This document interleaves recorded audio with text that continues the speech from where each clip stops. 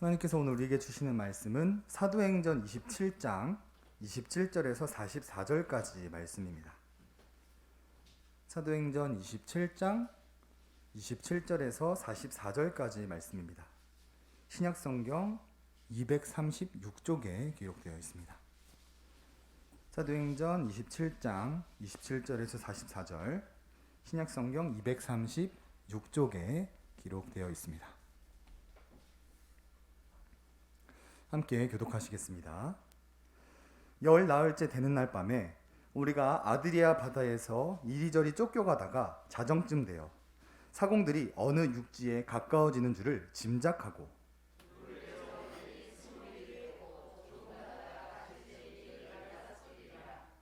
암초에 걸릴까 하여 고물로 닷넷을 내리고 날 새기를 고대하니라.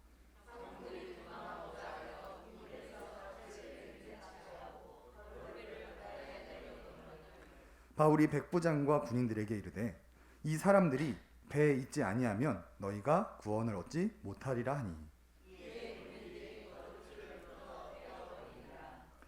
날이 새어가매 바울이 여러 사람에게 음식 먹기를 권하여 이르되 너희가 기다리고 기다리며 먹지 못하고 줄인 지가 오늘까지 열 나흘인지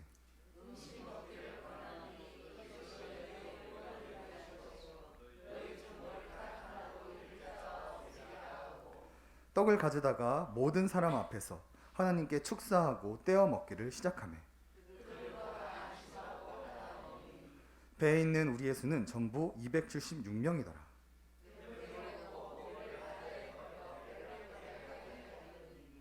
날이 새매 어느 땅인지 알지 못하나 경사진 해안으로 된 항만이 눈에 띄거늘 배를 거기에 들여다 댈 수 있는가 의논한 후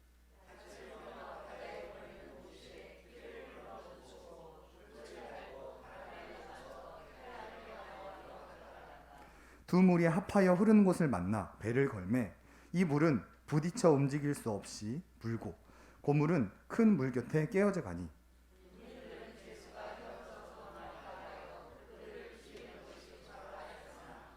백부장이 바울을 구원하려 하여 그들의 뜻을 막고 헤엄칠 줄 아는 사람들은 명하의 무에 뛰어내려 먼저 육지에 나가게 하고 그 남은 사람들은 널조각 혹은 배 물건에 의지하여 나가게 하니 마침내 사람들이 다 상륙하여 구조되니라.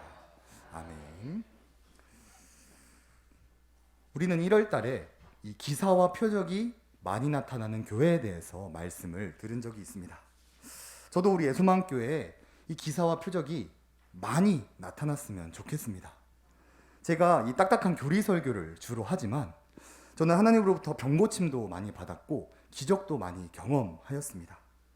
하나님은 오늘도 이 기사와 표적을 행하시기 때문에 우리 성도님들의 암이 치료되기를, 마음의 병이 낫고 우리 삶에 기적이 임하여서 삶의 역전이 일어나기를 우리 늘 기도하고 있습니다. 하지만 기적은 양날의 검입니다. 우리가 기적을 잘 사용하면 하나님의 능력과 영광이 나타나게 되지만 이 기적을 잘못 사용하게 되면 스스로를 해치고 교회를 무너뜨리는 수단이 되기도 합니다. 오늘 이 시간 일반 섭리와 특별 섭리에 대해서 살펴보면서 하나님의 통치와 이 기적에 대해서 우리가 올바르게 이해하기를 원하고 이 통치에 합당하게 교회를 세워나감으로써 빛과 소금의 역할을 감당하고 영혼을 살리고 날마다 구원받는 자들을 더하여 줄 뿐만 아니라 세상으로부터 존경과 인정을 받는 교회를 세워나가는 우리가 되기를 원합니다. 오늘날 교회가 세상의 조롱거리가 되어가고 있습니다. 왜냐하면 많은 그리스도인들이 기적을 잘못된 방향으로 사용하고 있기 때문입니다. 웨스트 신앙고백서 제4장 창조 파트를 보시면 이렇게 고백합니다. 하나님께서는 모든 다른 피조물들을 창조하신 후에 인간을 남자와 여자로 창조하셨는데 이성적이고 불멸적인 영혼들로 지으셨다라고 고백합니다. 하나님은 인간을 이성적인 존재로 창조하셨습니다. 정상적인 사고를 갖고 이성적이고 합리적이고 논리적인 판단을 할 수 있는 존재로 인간을 창조하셨다라는 것입니다. 그리고 하나님은 이 정상적인 사고를 가진 사람들의 예배를 받기 원하십니다. 로마서 12장 말씀을 보시면 그러므로 형제들아 내가 하나님의 모든 자비하심으로 너희를 권하노니 너희 몸을 하나님이 기뻐하시는 거룩한 산 제물로 드리라. 이는 너희가 드릴 영적 예배니라.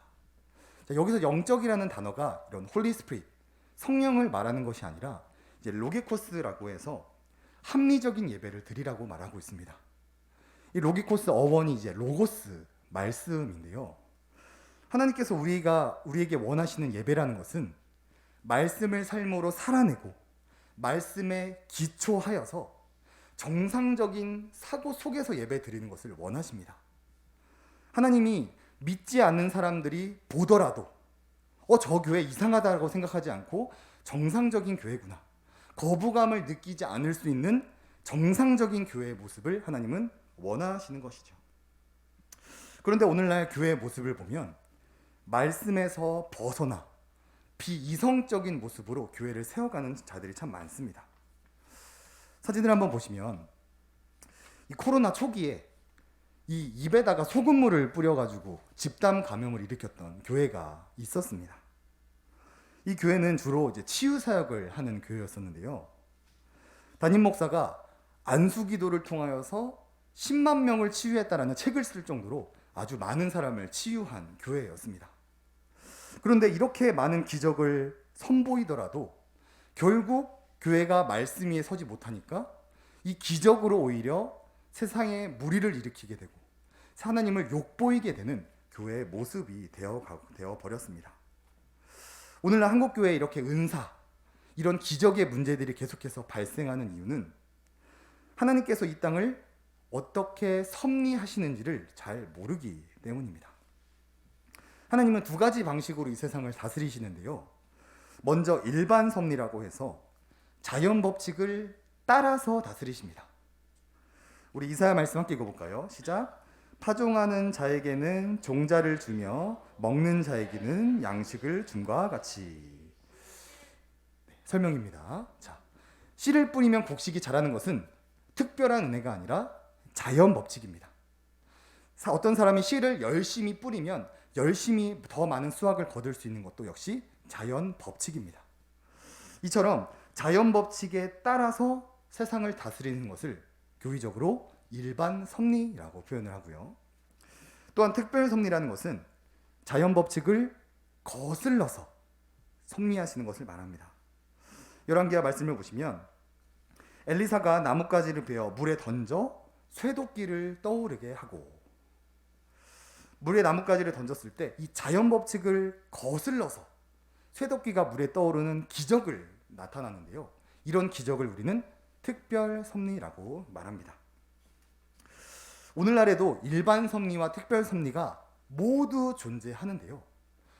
어떤 거를 우선으로 두냐가 문제입니다. 정상적인 신앙을 가진 교회라면 일반 섭리를 먼저 바라보면서 신앙생활을 해야 됩니다.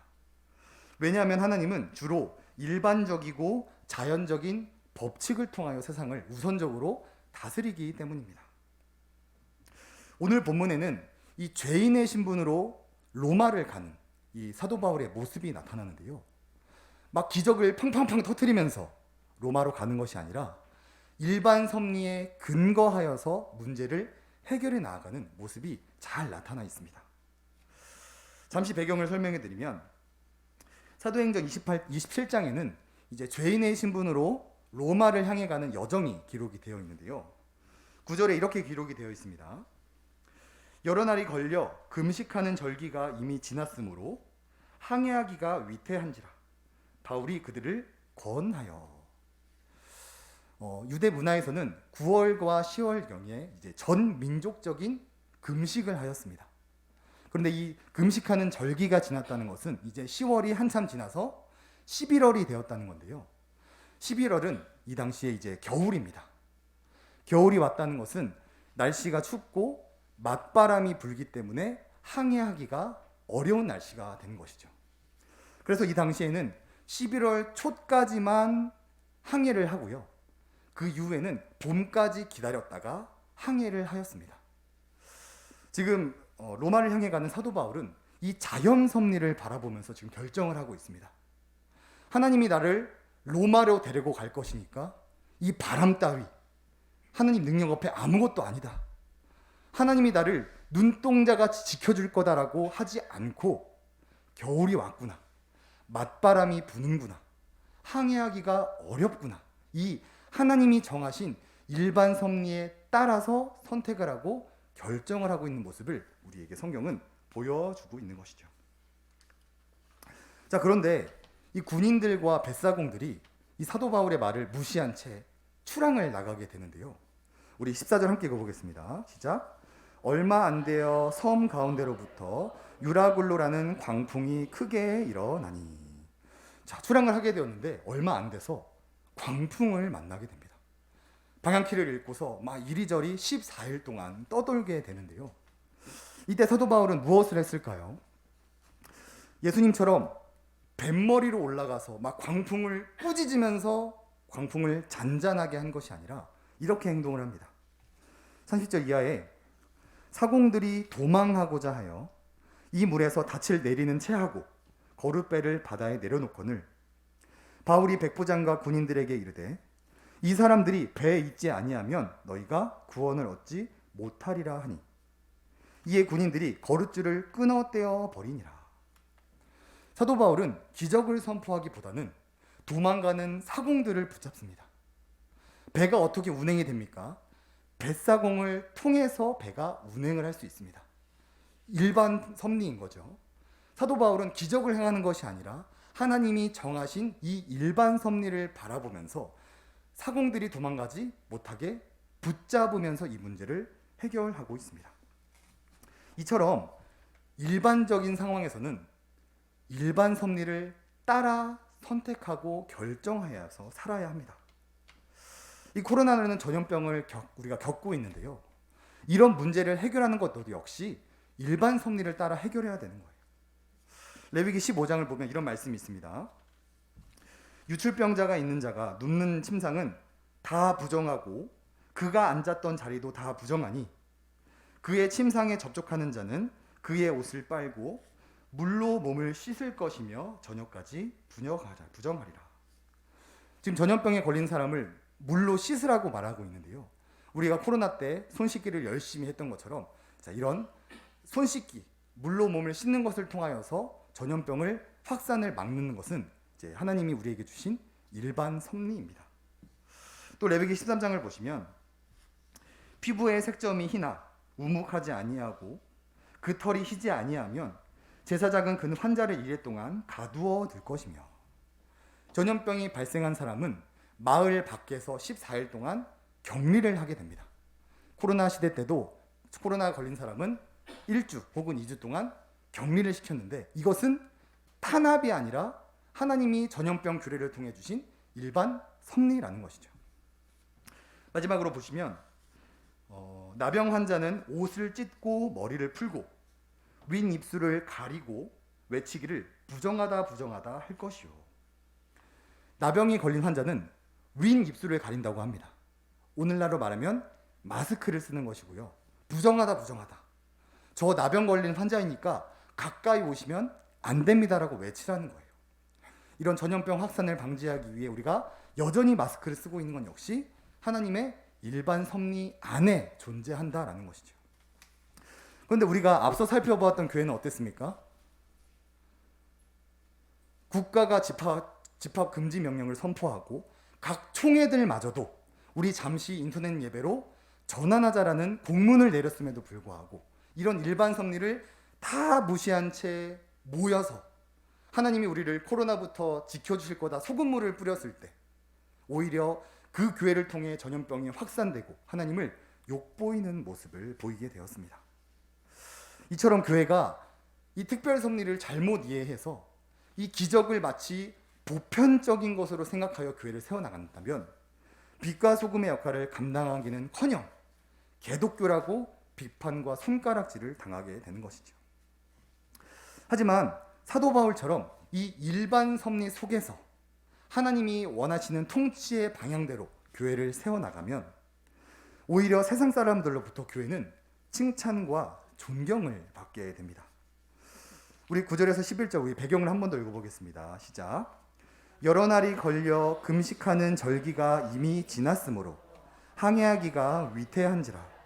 바울이 그들을 권하여 말하되 여러분이여 내가 보니 이번 항해가 하물과 배만 아니라 우리 생명에도 타격과 많은 소견을 끼치리라 하되 백부장이 선자와 선주의 말을 바울의 말보다 더 믿더라. 사도 바울은 겨울이 왔습니다. 맞바람이 붑니다. 항해하기가 어렵습니다.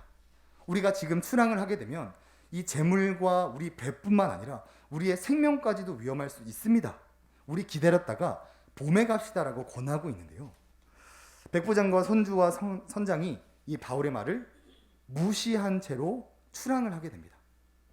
그런데 광풍을 만나고 난 뒤에 그들은 바울의 말에 아주 신실하게 따르는 존재로 변하게 됩니다. 33절 이하를 제가 읽어드리겠습니다. 날이 새어가며 바울이 여러 사람에게 음식 먹기를 권하여 이르되 너희가 기다리며 먹지 못하고 줄인 지가 오늘까지 10나흘인즉 음식 먹기를 권하노니 이것이 너희의 구원을 위한 것이요 너희 중 머리카락 하나도 잃을 자가 없으리라 하고 떡을 가져다가 모든 사람 앞에서 하나님께 축사하고 떼어 먹기를 시작하며 그들도 다 안심하고 받아 먹으니 배에 있는 우리의 수는 전부 276명이었더라. 출항 전에는 그렇게 바울의 말을 무시하더니 갑자기 바울의 말을 고분고분 따르는 자들로 변하게 되었습니다. 그 이유는 믿지 않는 사람들도 충분히 이해할 수 있을 만큼 정상적인 방법으로 일반 섭리에 따라 이 문제를 사도 바울이 해결하였기 때문에 사람들이 사도 바울을 믿고 신뢰하면서 그의 말을 따를 수 있었던 것이죠. 이것이 교회가 이 세상에서 해야 될 사역의 모습입니다. 하나님이 다 하실 거라고 이런 깨방정을 떠는 이런 것이 아니라 하나님이 허락하신 일반 섭리에 알맞게 정상적이고 이성적이고 합리적이고 논리적인 믿지 않은 사람들도 충분히 이해할 수 있는 정상적인 방법으로 우리가 먼저 교회를 세워나가야 한다는 것이지요. 우리가 이렇게 정상적인 모습으로 교회를 세워나갈 때 세상 사람들은 우리를 환대하고 우리의 말에 귀를 기울이고 우리의 복음을 듣게 됩니다. 이와 같은 모습이 42절 이하에 잘 나타납니다. 42절 이하를 보시면 군인들은 제수가 헤엄쳐서 도망갈까 하여 그들을 죽이는 것이 좋다 하였으나 지금 풍랑이 그치고 이제 수면이 낮아져 가지고 헤엄을 쳐서 육지로 갈 수 있는 상황에 이르게 됩니다. 이때 이제 군인들이 죄수들을 죽여버리자고 말합니다. 이 당시에는 이제 죄수들이 도망가면 그 죄수를 담당하던 병사들이 대신 사형을 당했어요. 그래서 헤엄을 치다 보면 죄수들이 도망갈 수 있기 때문에 죄수들을 다 죽이고서 우리 무트로 올라가자라고 제안을 하는데요. 백부장이 이렇게 말합니다. 백부장이 바울을 구원하려 하여 그들의 뜻을 막고 헤엄칠 줄 아는 사람들을 명하여 물에 뛰어내려 먼저 육지에 나가게 하고 그 사람들은 널조각 혹은 배 물건에 의지하여 나가게 하니 마침내 사람들이 다 상륙하여 구조되니라. 백부장에 있어서 사도 바울은 그냥 죄수 중 한 명이었습니다. 그래서 출항하기 전에는 그냥 그 사람의 말을 무시하는 존재 중 한 명이었죠. 하지만 유라굴라라는 이제 광풍을 만나게 되었고 이 특별한 기적이 아님에도 불구하고 정말 이성적인 방법으로 문제를 해결해 나가는 그 사도 바울의 리더십을 보고 나서 백부장은 바울을 구원하기 위하여서 자신이 죽을 수 있는 위험을 감수하고서 수용을 해서 땅으로 건너가는 모습을 보입니다. 이것이 교회의 모습이 되어야 합니다. 특별 섭리만을 바라보면서 교회를 세워가는 것이 아니라 우리는 먼저 일반 섭리를 바라보면서 정상적인 교회, 믿지 않는 자들이 보더라도 이상한 교회라고 여기지 않을 만큼 정상적인 교회를 우리가 세워나가야 합니다. 그리고 이런 정상적인 신앙 위에서 우리가 특별 섭리를 구해야 되는 거예요. 신앙고백서는 이것을 이렇게 정리해 줍니다. 하나님께서 그의 일반 섭리에서 간접적인 방편을 사용하신다. 그러나 그가 자유롭게 방편 없이 역사하시거나 방편을 초월하여 그의 기쁘신 뜻대로 방편에 역행하기도 하신다. 하나님은 주로 일반 섭리를 통해 일하시지만 필요에 따라 특별 섭리로도 일하신다고 신학은 성경은 분명히 고백하고 있습니다. 포항에서 사역하고 있는 제 동기가 이 태국으로 단기 선교를 다녀왔는데요. 태국에는 이제 새끼 돼지를 팔아서 생계를 유지하는 이제 돼지 농장들이 굉장히 많습니다. 제 동기가 이제 그곳 중 한 곳을 방문했는데 거기에 있는 암돼지 한 마리가 불임이 돼가지고 새끼를 더 이상 뵐 수가 없게 된 거예요. 그래서 농장 주인이 이 단기 선교팀에게 우리 암돼지를 위해서 기도를 해달라고 부탁을 했습니다. 자, 좀 되게 우스꽝스럽긴 한데 우리 단기 선교팀이 가서 이 암돼지 새끼 베게 해주세요라고 기도를 하고 이제 한국에 돌아오게 된 것이죠. 그런데 한 달 뒤에 성교사님께 연락이 왔다고 합니다.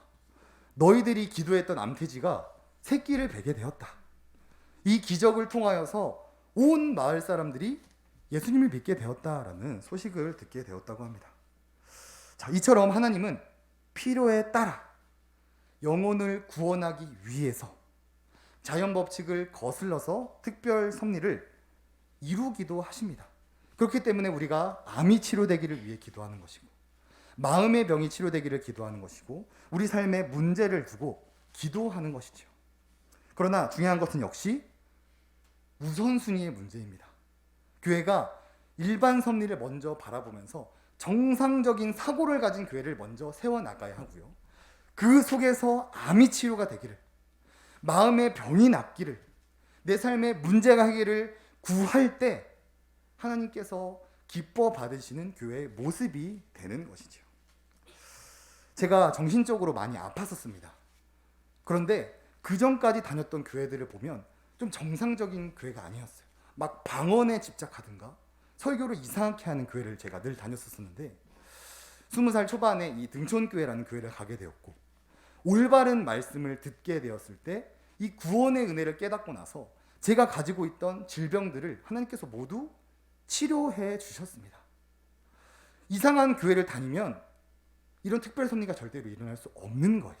하지만 말씀을 올바르게 전하고 정상적인 교회에서는 하나님께서 오늘도 특별 섭리를 신실하게 일하신다는 것이죠.